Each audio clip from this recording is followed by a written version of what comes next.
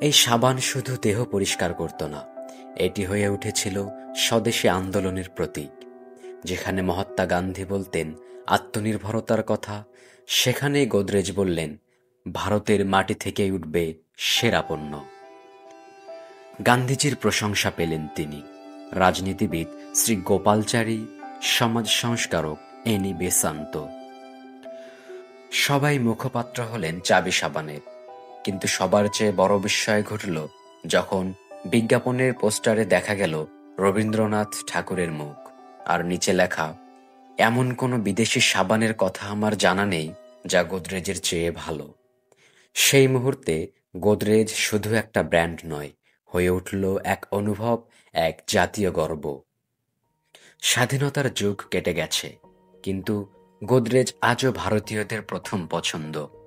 প্রতি বছর বিক্রি হয় ৩৮ কোটিরও বেশি সাবান, যা মনে করিয়ে দেয় দূরদৃষ্টির এক মানুষ একদিন প্রমাণ করেছিলেন, স্বদেশী মানে নিম্নমান নয়, স্বদেশী মানে শ্রেষ্ঠ।